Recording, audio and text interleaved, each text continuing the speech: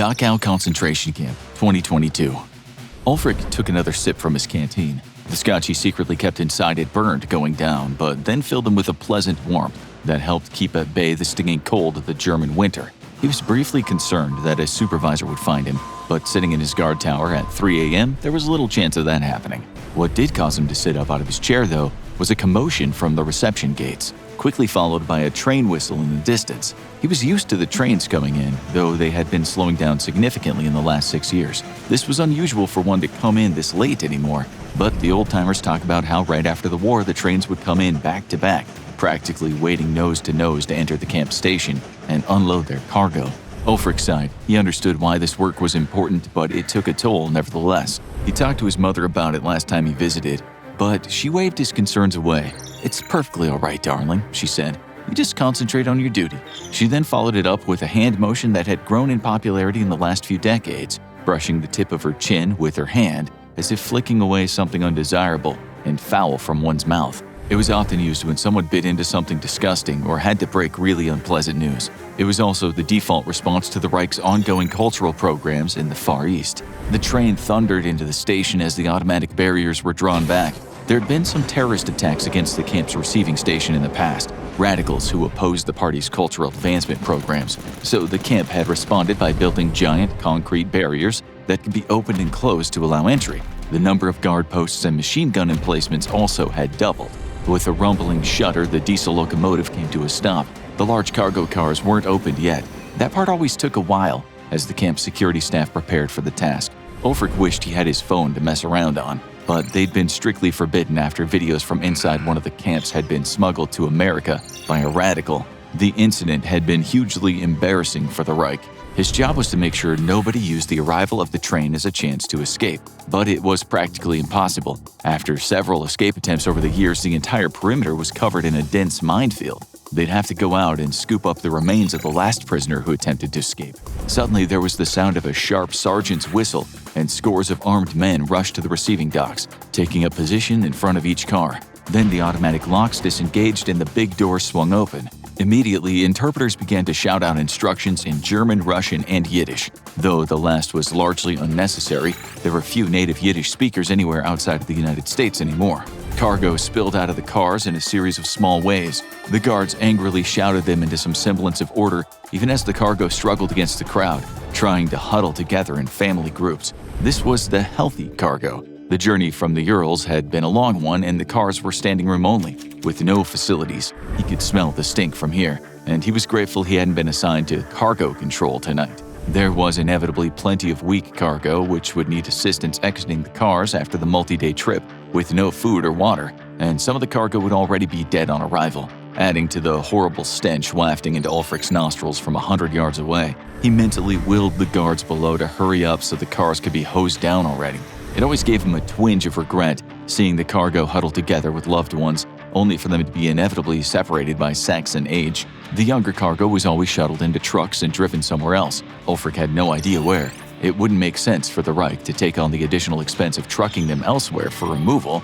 Dachau was the only cultural refinement facility left operational in the entire Reich. The rest had been shut down gradually over the years due to lack of demand. That cargo must be useful for something else. But what, Ulrich couldn't even begin to guess. The cargo inevitably screamed and wailed as the young cargo was separated for transport, though the interpreters were quick to shout out encouragement and promises of safety. Ulrich snorted. Even cargo isn't that stupid anymore. Why bother? You could already smell the crematorium fires being lit in anticipation. Washington, D.C. America must have closer ties with the Germans. Columnist Jeannie Arendt worked hard to keep the disgust from her face. The man on the podium before her was Aaron Court, one of the senior organizers of the Sons of America Party. It was amongst the most popular and most recent far-right political organization that had sprung up in recent years, as American Nazi sympathies neared a historical all-time high. The debate was being hosted by the German Reich's diplomatic office, and Jeannie felt sympathy but also anger at the academic who had agreed to take part to defend not growing ties with a deeply murderous and evil regime. The debate itself was just another bit of cultural manipulation of the American people by the Reichers, who were constantly working to sway public opinion in their favor. As the Reich's greatest rival, the United States stood in the way of a lot of Riker ambitions. Most debaters who had been invited to this dog and pony show had wisely rejected. But this Berkeley professor couldn't resist the bait. Now that the debate was officially on, her and dozens of other journalists were forced to cover it, giving the Reich access to the American homes it desired. There was perhaps no state in the world more adept at propaganda than the Third Reich. Most of their own people still refused to believe any genocide had or was still taking place within its borders. They must also assume it's just a coincidence all their neighbors in the Reich are white. Mr. Court continued speaking.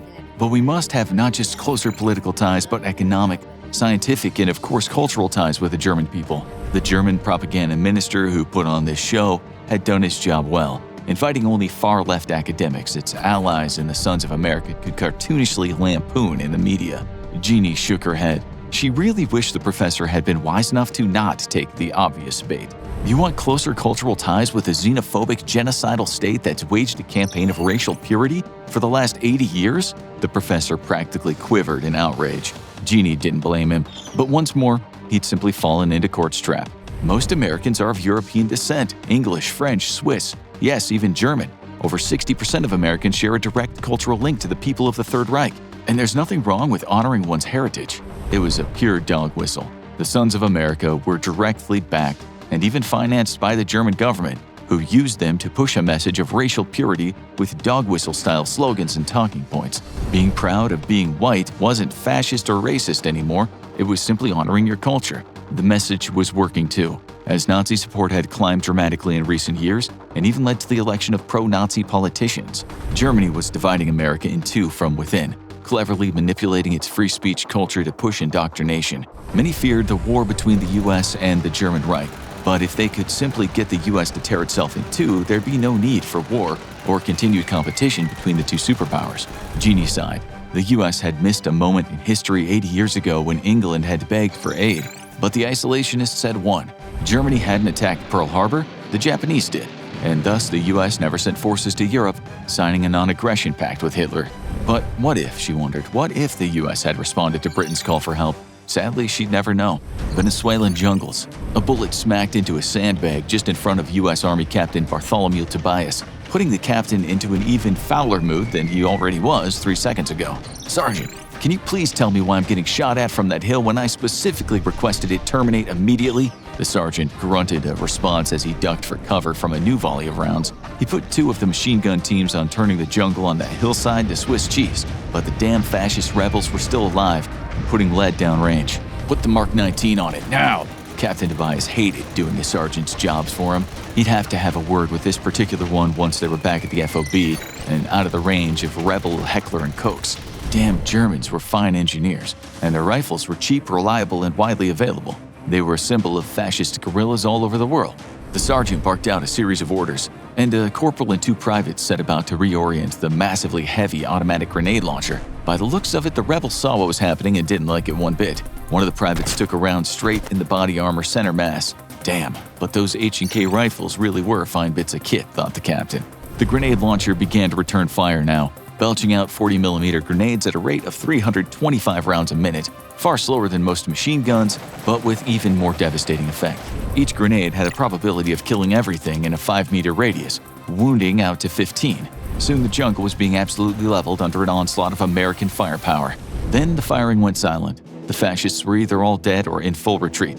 If they were in retreat, a drone he'd just called in would hunt them down. But the thick jungle canopy protected the fascists from overhead observation in either visual or infrared spectrums. New microwave sensors were being field tested and finding mixed results. There's a lot of living things to track in a jungle this size. Captain Tobias sighed. They'd have to go in there after him, regardless. If anything, at least to count bodies, or body parts, after the Mark 19 did its work. Then they'd come up with a rough casualty figure, more of a guesstimate really, and shoot it up the chain so the generals and politicians in Washington could tell the public if the American democratization campaign in Venezuela was working or not. The captain wasn't a fool. He knew what the United States was doing here.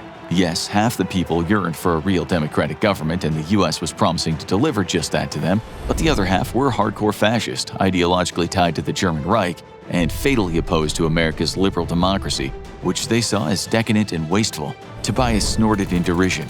He wondered how many of those fascist guerrillas would still support the Reichers if they ended up swept up in one of its cultural advancement programs and sent to Dachau. Ostensibly, the U.S. was here to support the public's desire to overthrow its fascist dictator, but realistically, the U.S. was also here because Venezuela was one of the few oil-rich South American states not firmly within America's geopolitical sphere of influence.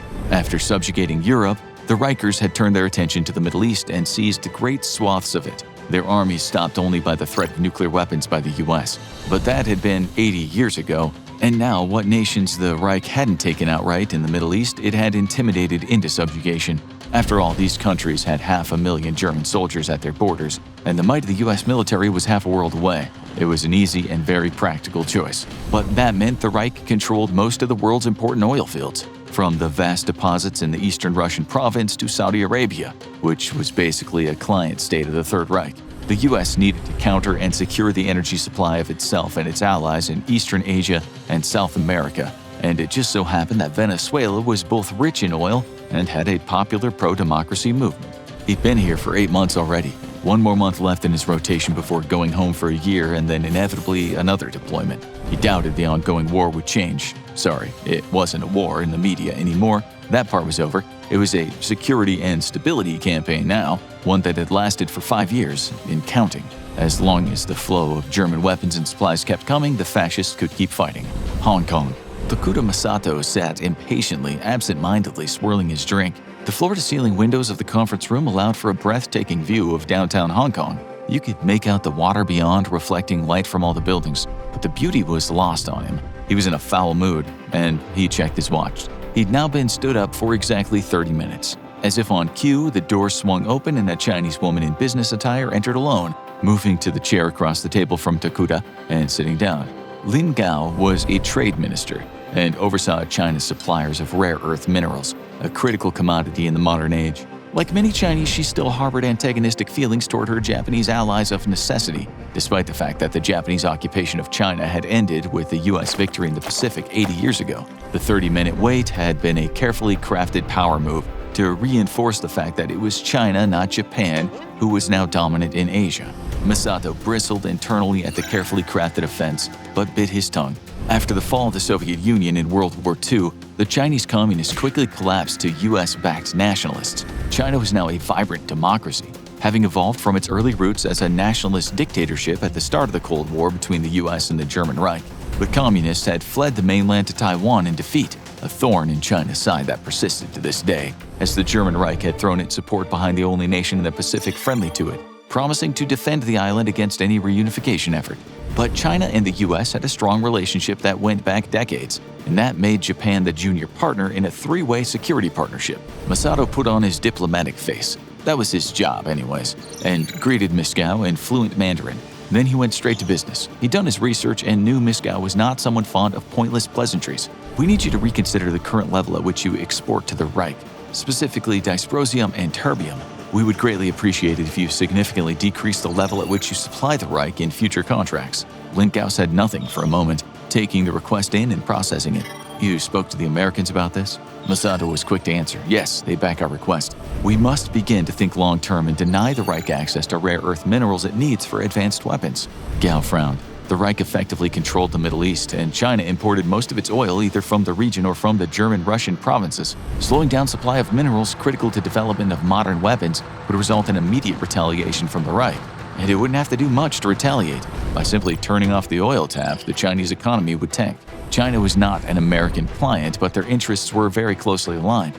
The Reich was an ever-hanging threat to all democracies, and if the Cold War kept raging for another 80 years, it was only a matter of time before Germany's hungry eyes turned toward East Asia. The difference between China and America was that China was a hell of a lot closer to the front lines thanks to Britain's capitulation at the end of World War II and Germany's seizure of India. I'm sure you're aware of the difficulties in granting this request. Even if I wanted to do this, Germany supplies most of my nation's oil. My own government would never allow it. Masato leaned back in his chair slightly. He could appreciate China's position. They had been warned for years to lessen their dependency on German oil. China hadn't listened. A long line of idealistic presidents had attempted to bridge the divide between the Reich and the rest of the world through trade. All it had ended up doing was handing over the strings to Germany so they could play China like a puppet. We, in conjunction with the Americans, have begun to survey vast hydrocarbon deposits in the Arctic Circle, accessible for the first time due to global warming. There's enough to offset China's dependency on German oil. Developing those fields will take years yet. This isn't an overnight fix for my nation. Masato nodded emphatically. Yes, of course, which is why we don't expect you to immediately cut off the Reich from supplies. Slowly, gradually, like turning off a tap. Lin narrowed her eyes. What were the Japanese getting at? We are ready and willing to assist you in manufacturing artificial causes for the slowdown in production. But Beijing leaks like a sieve. This operation has to be kept out of official Chinese channels.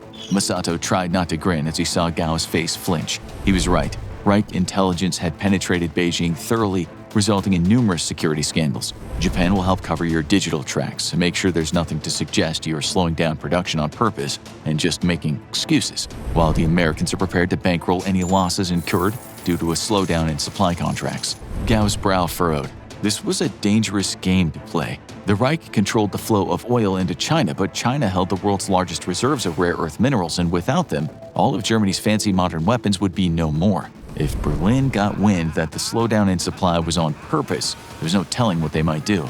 It might be the spark that finally lights the powder keg and turns this Cold War hot. But despite herself, she knew Masato and the Americans were right. The world couldn't hang in balance between two diametrically opposed ideologies for another century. The Reich needed to be weakened, chipped away at. She stood without a word and exited, another purposeful slight born of her hereditary antagonism toward the Japanese. She didn't need to say a thing. Masato knew he'd hear from her soon. London. Billy did her best to hide her nervous fidgeting by tucking her hands onto the desk. She warily eyed the corners of the room, sure that there were cameras hidden somewhere in the office, and people behind those cameras eyeing her every move, judging, critiquing, evaluating. The employment officer seated in front of her took his time going over her paperwork. She'd recently moved to London from up north, hoping to land a good, high-paying city job, but first she'd have to get her cultural verification documents. In the old days, this was merely proof of your family history. Now with the advent of genetics, everything the Reich wanted to know about you was available with a single drop of blood. The employment officer cocked an eyebrow as he reviewed her DNA report. 13% North African. Billy gulped, quickly trying to regain her composure. Yes, sir. If you look at the genealogy documents, you'll see my family traces its lineage to southern Spain. We were there when the Moors had established their caliphate. There was some blood mixing, by force, I'm sure. The officer grimaced. By force, I'm sure. Those animals. He was silent a while longer as he carefully reviewed her paperwork. Finally, he leaned back in his chair. Very well then, Miss Ashton. I don't see why you should be denied work license because of race crimes against your family in the distant past.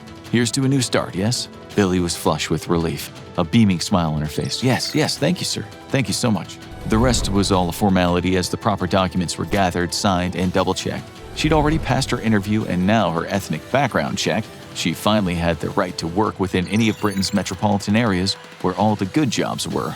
Zimbabwe. Rudolf Heinrich mopped his brow, dragging away a rag soaked with his sweat once again. It hadn't even had time to dry since the last brow wiping. He sneered with disgust at the sun above him, blazing at well over 40 degrees. He absolutely hated it here, but this is where the Reich needed him and thus where he belonged. Administering to the African protectorates was a full-time job, and a rather distasteful one at that. When you went back home to Germany, people at social events either pitied you or were disgusted at the amount of time you had to spend in ethnically unclean territory. That's why the Reich paid well for the service in Africa or the Middle East. But right now, Heinrich dreamt of assignment to the Urals, even if it meant dealing with the stubborn Russian guerrillas still fighting an 8-decade-old lost war. Not that there weren't guerrillas here to deal with. The U.S. was funneling weapons and cash to various separatist movements, and the jungles were unsafe to traverse without a heavy security escort. But his was more of an office job, rarely needing to leave the safety of the Reich's compound. Today, unfortunately, was one of those days, and he spent that on the ground as he surveyed the damage to the oil drilling equipment. American-backed guerrillas had done this. They did all they could to sabotage oil production and mineral extraction as the German Reich hungrily fed itself off the natural resource wealth of Africa. It was the new engine of the Reich's economy. Heinrich listened to the chief engineer's damage report and assessment on repairs. It'd take at least 2 weeks to get the drilling back on track. That is, if there wasn't another guerrilla attack. He promised the chief that he'd assign additional troops for protection, while mentally trying to figure out how exactly he'd do that. It would mean stripping men and equipment from other tasks that were just as critical as this one. The Reich was spread out incredibly thin these days, an unfortunate consequence of achieving racial purity, but a problem that should resolve itself in a generation or two as the government encouraged women to have more babies. It was their patriotic duty. He headed back to his vehicle and the comfort of air conditioning, leaving the chief to bake in the hot sun as he spurred his men to work. Most of the crew was not Aryan, and that bothered Heinrich. But he understood the need to postpone cultural advancement programs in some of the Reich's territories and protectorates until they found an alternate solution, or good Aryan women had more babies. It was simply a manpower issue. The lesser races had their place, though, he thought, as his vehicle sped past oil field workers, and this was clearly it: manual, unintelligent labor. Exactly what they were suited for. The armored vehicle let off a high-pitched alarm as the active countermeasure systems installed on the roof of the vehicle fired off an explosive charge, intercepting the incoming shoulder-fired rocket and exploding it harmlessly 10 feet from the vehicle, showering the armored sides and bulletproof windows with shrapnel. It didn't stop the second rocket, though. As Heinrich's vehicle was engulfed in flames, his last thought was about the damned Americans and how much he wished they would stop sticking their noses where they didn't belong. Chicago. The attic door crashed open and the heavily armed men poured into the small room. Leah screamed in terror, throwing her arms around her little brother, but rough hands grabbed her and pulled him out of her grasp. As they ordered her to put her hands behind her back while shoving her to the ground, she wept bitterly as a plastic zip cuff was placed on her wrist and tightened painfully. A crowd had gathered outside the home she and her 3 younger siblings had been taking refuge in. There were angry shouts from the crowd upon seeing the teenage girl dragged out, and only growing angrier as the younger children appeared one by one. The last was a toddler who had to be carried in the arms of one of the FBI agents. Someone in the crowd threw a bottle, smashing into the side of one of the armored FBI vehicles. Immediately, an agent on a bullhorn warned the small crowd to keep its distance. The local police unholstered pepper spray canisters and threatened to use them. Law enforcement did all it could to keep these raids secret, but there were sympathizers within the various arms of law enforcement itself who routinely leaked the raids to the public online. An international agreement between the German Reich and the United States gave the Reichers legal right to reclaim an ethnic refugee fleeing from a Reich-controlled territory, but that didn't sit well with most Americans, and this included many within law enforcement. None of the officers would meet Leia's pleading gaze as she continued to cry. She twisted and turned in the officer's grip to look behind her and spot Levi, Samuel, and little Adam. She had hoped against hope that one of them might have remained hidden, but the agents had found them all. The mother of the family who had hid them away rushed one of the officers, slapping him in the face hard enough to leave a mark. A local cop grabbed her and pulled her away, but didn't place cuffs on her. It wasn't against American law to harbor ethnic refugees from overseas, but it was against the law to strike a law enforcement officer. Still, nobody here had the stomach to enforce that particular law at this particular moment. The whole business was distasteful enough for all involved. Up ahead, next to the transport vehicle she'd been loaded on and processed for deportation by 2 unmistakable agents of the German Gestapo, easily recognizable by the bright red Nazi armbands they wore on their left arm. They were here to verify the capture and identity of the fugitives, and upon spotting them, Leah's legs gave out on her. "Please," she sobbed to the FBI agents, the crowd, and to anyone around her. "You know what they'll do to us. Please, I'm begging you. You know what they'll do to us." Now you need to watch Hitler's actual plan for taking over America, or watch this video instead.